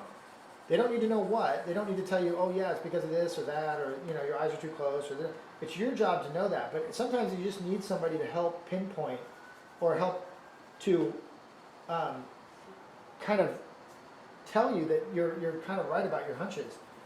But ultimately, it is hard to fix your own drawings. It's hard. I mean, it's hard when you go home by yourself and you're sitting there, and you're grinding it out with nobody there to help you. And that's why you're gonna have to lean heavily on, if you're in a situation like that, you're gonna have to rely heavily on the videos that I do or someone like me to really use that as your anchor point. That's the only thing that I can come up with. Books are gonna be okay too, but again, they're not gonna be talking to you, and they're not gonna be really, you're not able to go back and review them and go back and see the process happening. You're gonna see still shots, if you're lucky, drawings that happen, but most of them don't even have that. They just have a finished drawing. Like Loomis, I mean, it's mostly just finished drawings. And you've got to sit and try to figure out how he got from point A to point B without ever seeing him do that, because he's not alive anymore and you can't go sit in on a class. So that's some slow learning. I mean, that's going to be a lot slower than watching someone who's really good put it down right in front of you and then be able to rewind it, watch it again, watch it again, watch it again, watch it again 20 times, 30 times, 50 times, whatever it takes, till you can do that same process. So that's where you're really going to benefit. But if you're studying, again, in a vacuum, you're stuck somewhere where you just don't have access to really good instruction, that's probably going to be your best friend, your best bet, because it'll keep you from totally derailing. And you can use the artists that are as anchor points for yourself to be able to learn that, how to do that same process on your own. You'll have to, pull a lot of information, like study the information and then be able to bend it on your own. But that's something you'd have to do even if you're in classes with us. You'd still have to ultimately learn how to do that. Can you talk about your technique in the shading approach, and what's your opinion about putting dark first for your key? Establishing the full range of your drawing, your values is not a bad idea. A lot of painters work that way. A lot of draftsmen work that way. I'm kind of working my way up to my lightest lights. My lightest lights are already established. It's the light of the paper. But I'm working my midtones up towards my crescendo of my darkest darks, and towards that. So there's really two common ways to work in painting. It's either work on a tone canvas and work your midtones up to your lightest lights and darkest darks, like I'm doing kind of in this situation, even though the paper's not really a tone paper that much. Or you establish your, so say you have a midtone like gray and you're painting on it. You might go in and hit the darkest dark somewhere in the hair in this case, or in the eye or the pupil, and then one of your lightest highlights, and then work your range around that. Work your way up to that. So you're either going to establish it immediately, or you're going to work your way up to it. Those are the only two really ways that are common to work in painting. And so whichever way you choose to do, sometimes it depends on my mood, how confident I feel that day, what the model situation is, how advanced I am, how well I judge value without needing a full value range. Newer, a lot of times establishing that full value range can be helpful, or working on a toned canvas instead of a white canvas, because you're having a hard time judging your values properly. So the technique of shading, I'm trying to shade mostly on a downstroke, but I encourage my students to do that. You want to kind of avoid the patchiness. So you'll see me occasionally using my finger to smudge or to smooth out areas. Try to do that judiciously, meaning carefully, because a lot of times if you overshade with your fingers like that, you're going to find that you could get that Silver Surfer kind of look where everybody looks like they're kind of wet and shiny, and it's just not that good of a look. So I try to minimize my, because I like the look more of manual grittiness, a little bit of the grittiness of the shading when it's manual. And that's just maybe me, I mean, I don't think there's necessarily that's a total set in concrete type thing, but that's how I feel about it. So you'll have to make your own determination. This is a very difficult hand, by the way, that I'm trying to do here. You can go ahead and... This kind of relates to the last one, but how do you recommend studying values? Well, again, from live, from photos, from long studies, from master studies, from other people's drawings, lots of drawing, lots of careful drawing, lots of drawing where you're very vigilant and careful about observing the small juxtapositions that are in and around the drawing. So for me, when someone says, how do you study value? Well, you can study from casts as well. One place that I think Sight Size does really good job is in the first, say, year of a person's development when they're brand new to drawing and they just have no clue about values, no clue about edges, really don't know anything about what side of the pencil to use. Then putting them in a controlled situation with casts that don't move, lighting them directly so that the shadows are very obvious, and letting them spend a copious amount of time exploring values and edges very carefully can be very beneficial, I think. But quickly you'd want to pass by that and go, I think, into comparative measurement where you're starting to learn to estimate your values based on, again, making really educated guesses. And the only way is by trial and error. And hopefully just constantly, vigilantly watching yourself when you're doing that and making sure that you're doing the best job that you possibly can. So again, long studies from masters, long studies from other draftsmen that you admire, drawing from photos, drawing from casts, drawing from live models and life. All these things can be beneficial for cultivating a really great sense of value control. And that's the only way you can do it. You can't do it by reading a book. You're not gonna get good at values by reading about values in some book. It's just not gonna, it doesn't mean anything. Ultimately, you got to get in and do the hard work. And that's with everything. So books are valuable, but they're not really valuable in art for reading as much. They're more valuable in the imagery that they contain. So I look for art books that are chock full of great images that I can copy. I seldom read them. I might read like the Art Spirit, or I might read The Twilight of Painting, or something like that, which is more of a philosophical book on painting, or has some significance in that realm. But that's more, again, a philosophical aspect of drawing and painting, not the technical aspect of getting your chops up and getting your skill sets up. That comes from just, again, copious, meaning tons and tons of long efforts, short efforts, lay-ins, finishes, starts, paintings, monochromes, drawings, just a lot of stuff. But, again, when I say that, it sounds like, oh my God, listen to how much, it should be fun. If you can't stand to draw stuff like that, then you're in the wrong business. Find something else to do. It should be really fun for you. I love to study this stuff. So for me, it's like, I have a hard time with people going, well, I don't like to study anatomy because it's boring. It's like, well, man, then take up cribbage or something, or go learn how to play golf, or I don't know, something. But it's not, you're not going to get past it just because you don't like it. You're going to have to learn to like it. My job is to get you to like it. And that's a hard job sometimes, because some people just do not, they just can't wrap their head around certain things. But a lot of times it comes from either not being shown correctly, not having a technique really that's substantial that could be shown. So people get really frustrated. It'd be like, again, it's like if you teach math incorrectly or poorly, you could ruin somebody for math for their whole life just by having one bad teacher in algebra or something, pre-algebra when you're in 7th grade. It might put you in a tailspin for the rest of your life in math. You get one inspirational teacher when you love math and become a mathematician. It's just how you approach these hard methods, like how you approach anatomy and teaching it in an enjoyable manner is as important as what you're teaching. So if you got to find somebody that's so passionate about anatomy that they can convey that passion and get you passionate about it as well, even though you're not quite there yet. But that's my job, is to help instigate that, help to facilitate that, help to cultivate that. And whatever way I do that, through humor, through analogies, through quirkiness, sometimes through tough love, is whatever it takes to get you to make that connection.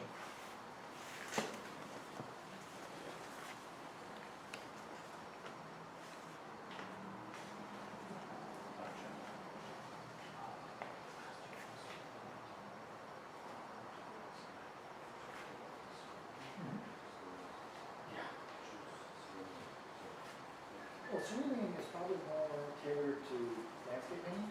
That's what it's, you can use it in portrait. I mean, there's nothing saying that you can't. It's a better sky blue than cobalt. Cobalt's a little cooler than cerulean. Cerulean has more yellow in it. So when you're painting like out on a sunny day and you want that blue in the sky, it's way better to have cerulean than cobalt. But cobalt's usually more of a go-to for indoor landscape painting. Get a cobalt hue or something. It's not gonna kill you. Like a full cobalt, like $4. Cobalt versus ultramarine. Why? Ultramarine is way colder. It has a lot more red in it, so it's heading towards the purple side of the spectrum. So it's a cold blue, and it's probably the most standard cold blue that everybody uses. I always have ultramarine on my palette, and I almost always have cobalt when I'm painting or portrait stuff, or figure stuff. But I use lots of different kinds of blues: Prussian, phthalo, cobalt, cerulean. Prussian's but it's very staining. It's very similar to phthalo. It's a very dangerous blue because it's very strong. Way stronger. It's a dye color, kind of like phthalo, greenish and blue. They're all very dye colors. They're good, and they swallow up your whole. If you don't watch out, and there's not many other colors that can temper. You have the use of those kind of colors, but they're wonderful. I wouldn't deter you from using them, but cerulean can be used. I also don't have this one. I have yellow, red, You're going to need a warm. So yeah, here's a cool, kind of warm, somewhere in between. So cool, in between. So that's lemon yellow or cad yellow light, cad yellow, and cad yellow deep. So that's cad yellow. That's a warm. That's heading towards. So it's just these two could, or these two could work. I have the light and red. I don't have. Yeah, you need to trend. You could take some of your red and mix. Maybe make one of those. Yeah. Or come close. So that's you probably come pretty close to this one. Mix these two. You'd probably come up with something sort of medium, or a 101 by using the red. I also bought a Caucasian flesh tone, which might have been bad because I'm a student and I shouldn't be mixing my own flesh tones. It's probably a mistake. No, I mean it's hard.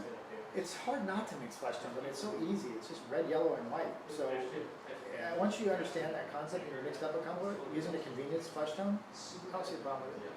Because you're gonna be adding it to it anyway. You're gonna be for speed. Yeah. Be able to finish Smart. the thing in 3 hours. Smart. Yeah, no, that's not a problem. No, not unless you make it a crutch.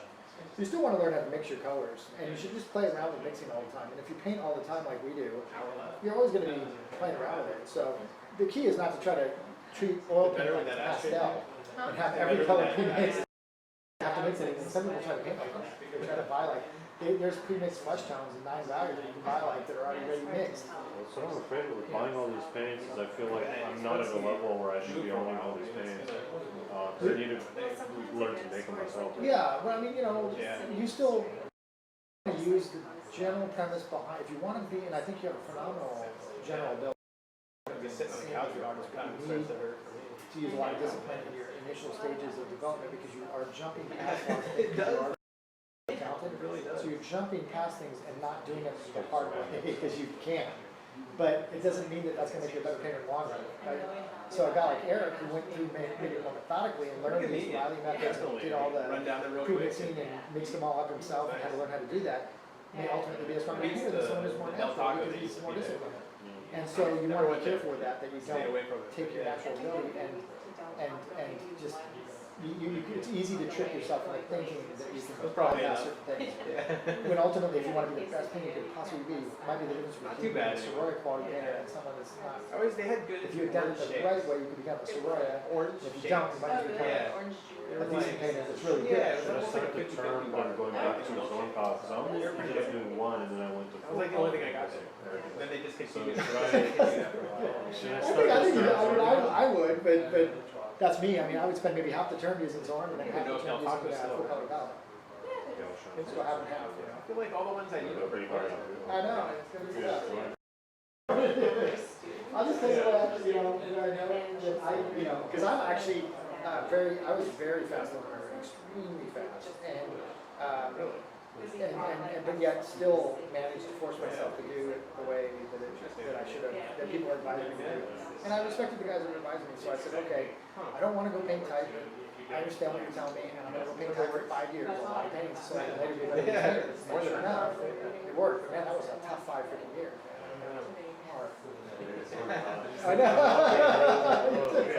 So, dude, I didn't No, I'm glad you did it now. I want to get there. First, yeah, I burnt up right away. Yeah. I think, I still enjoy going back and painting those things. That's why I was able to lay all that stuff down online too, so I can go back and revisit all these techniques that I did tons of. Yeah, So fast food is pretty it takes good. me a very short period of time to go, oh, okay, It's still cool. fast food. And for someone like me, I'm in a very specific situation where I'm laying it down for people that need to go through that tradition, places that you're not going to be coming here and talking about. So I have to know how to do all that stuff, but I would have never been able to do that, so you may not have to do quite as much, because you may not have that intention of laying it down like that, but you should do enough of it to where you master it and know that, oh yeah, I did my thing. Because you don't know, you might teach someday or something, and you want to your students the right thing to do, not just like, hey, start where I'm at. I never did that stuff. So it really depends. But I mean, like for me, like, I have to know anatomy way better than most people because I have to teach it. If I didn't have to teach it, I probably wouldn't know all the names and have to memorize all of them because it really, I'm kind of, the verdict's out whether that's totally 100% absolutely necessary. But for teaching it is. For teaching it, it's totally necessary. So. It's a cool thing that it forces you to know this extra stuff you really don't know. Yeah. Better. I mean, the more knowledge you know, it's never going to hurt you. It can't hurt you to know more. It can only limit you to not know. So if you know, you can always not use it, but you don't have an option to use it if you don't know it. So I always say, if you have the opportunity to learn at one age properly, and you have a window, take advantage of that window, because later you're not going to want to go back and learn this stuff. You're going to be too past it, and then you're just be, oh, screw it, I'm going to go back to that. And you will always be less of a painter because you didn't learn it. I mean, yeah. That's the thing you're going to have to battle most because you are naturally quite fast at learning and skilled. So, I need to stuff on this these 2 semesters, so I feel like I fast forwarded my brain. yeah, you've done a wonderful job. I mean, you really have. That's pretty, that was an impressive flow. But again, development over the next few years, you're going to be doing it so young that you really want to look really long term and don't sell yourself short because you could be or you could just be a really good painter. Which still would probably make a good living, but if you want to be one of those great painters, like you want to go for the fetchings, you've got to dot your I's and cross your T's. I mean, those guys didn't have nothing at all, anything. And you might have seen them later in their life when they're wielding all this knowledge so intuitively. How is that it looks like fetching. I thought about When you going look down at his before paintings, you don't know he the draws breaks. that well. Until you see him draw on it, you go, that guy's a good drawer.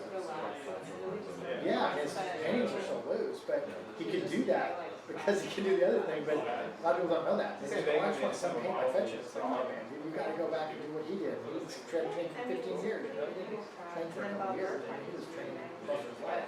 I mean, and he had Russian lineage in the academy, and then he taught in Russia for years, for decades probably. So by the time he got here, he was a bona fide genius, but he really wasn't. Yeah, I've heard done all a lot this- of those, like, no one even saw any of that. it's always just So when he showed up here, he was like- considered a genius. Yeah. And I think a lot of But now you can find it with around there's on the internet drawing and this, that. it, Back then, there was no way to fetch him look like he was a student. I'm sure it wasn't that good. I mean, when you went to Rocky Berry, it's just like everyone. Ryan has a Russian book of fetching and has some of the students. Yeah, but some of it's not that great. I mean, no, that's what I'm saying. That's what I'm saying, but everyone thinks this guy is just like born that way. It's like, oh man, so yeah, I think that's figured out beforehand. Zero cost and brings no cost to see if they got a paint a bunch of Okay, will do. Okay. Alrighty. How's it going, Bri? It's going well. Thank you for doing that, by the way. No problem. How's it going down there? It's going good. You know, Looking it's- good. Yeah, I'm going to start bringing up the values now and try to, we got about an hour, so it's time to start bringing up the full value range. Yeah. I've got more questions coming in, so. Okay, cool. Yeah, just fire them off and I'll see what I can do to answer them. Question 1. How do you think someone should approach drawing from the imagination?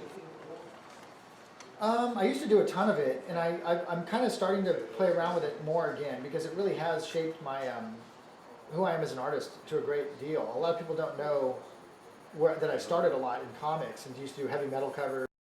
So I started with a heavy influence by Frazetta, Bernie Wrightson, Joseph Clement Cole, a lot of really strong, both inkers and traditional painters, and I still love and have a huge affinity for that. So when you're studying from invention, you really are drawing upon so much acquired knowledge base, and the way you get your ideas as an inventor is usually not, there's very few guys that just sit down and invent impeccable stuff with no springboard from which to jump off of. For me, personally, I would, a lot of times, I would find people that picked poses really well, because in the beginning I had a hard time picking good poses out of my head. So I'd find an comic artist that was good, but maybe could be improved upon, because my drafting was unique with all these skill sets that I had. So I would find one of those guys, and I would borrow one of their poses, and then I would, once I could see the pose, I could then flip an arm or put a different arm on.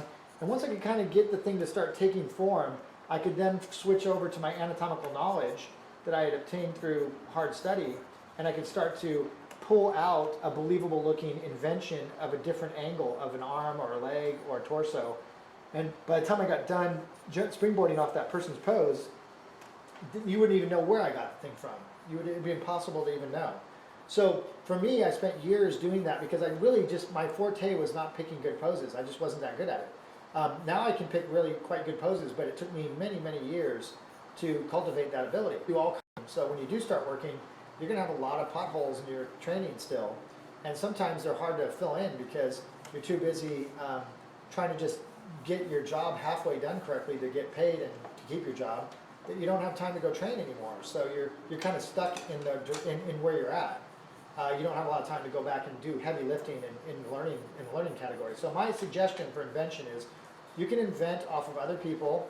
You can start by starting a sketchbook that's donated to or is dedicated to invention work. Whenever you're sitting on an airplane, or I usually pick like a Buscema book. I'll take one of his sketchbooks, or Neil Adams or something, and I'll grab one of his books and I'll take it with me on the plane. And I'll sit there and I'll sketch from it for an hour or two. Maybe I'm on a 5-hour flight. Instead of sitting there and watching some really crappy movie or something, or some kid screaming or whatever, I'll sit and I'll sketch from that, and then I'll put it away. And then for an hour, I'll just try to invent figures that are similar out of my head. There's so many ways you can go about learning and cultivating that invention capability.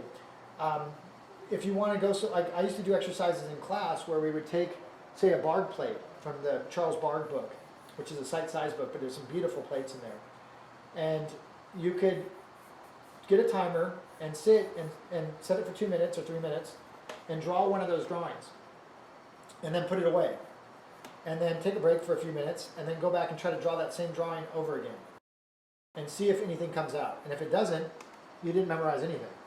So again, that's a great way to test yourself, is whether you're studying Bridgman or you're studying, is always, kind of do a couple hours of study from the person that you're studying from, trying to, again, have a very deliberate intention behind what you're doing.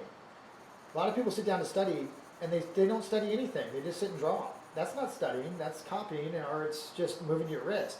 You might get a little bit extra dexterity, but nothing really has been retained, nothing really has been ingrained. So all you did is get a little bit better dexterity. You didn't really get anything that you could use in a clutch situation or when you're manipulating reference or any of that kind of stuff. So the key is you always should be setting a focus and an intention for what it is you're studying and why you're studying it, and then come up with a game plan. And I'm going to help you with that by showing you through different, classes and things how to approach this stuff. And ultimately, hopefully, it'll trigger something in you where you can start coming up with your own ways of studying that are creative and very unique to yourself. But yeah, invention is an art in itself. It's one of the most specialized areas of skill sets. And there are some people that are tailor-made for it, and there are other people that it's just really hard to implement that development of that. But I know I spent years learning to do it, copying Frazettas when I was a little kid, being influenced by, again, Wrightson and all these other comic artists and fantastic fantasy artists. And they just really spoke to me. They really moved me. So I would copy their work. I would draw from them. I would try to regurgitate and draw similar things in my own way. But yeah, there's no easy answer to how do you learn how to invent that well. Number one, you have to have a huge amount of acquired knowledge that you can then retain, so that when you are sitting with a blank piece of paper you can recall aspects of the anatomy that you memorized through academic training.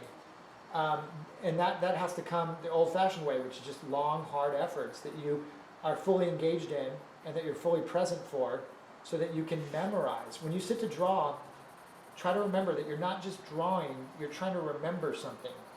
A piece of anatomy, manipulating edges, parts of the head, parts of the hand. Usually it's some anatomical stuff when you're studying the figure. Drapery, could be composition, could be any number of things. But the key is you have to start learning how to remember it because that's what you're trying to do. And the only way you can do it is through repetition. And repetition for a lot of people is boring. So we have to learn how to like repetition. I can't totally help you with that. You're gonna have to, I can try to inspire you through example, try to tell you how long or how I study, but ultimately you have to learn to love repetition.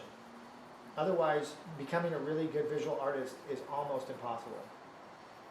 I don't know, you're not gonna be, it's not gonna somehow be injected into your brain, book or through reading, other than lots of doing.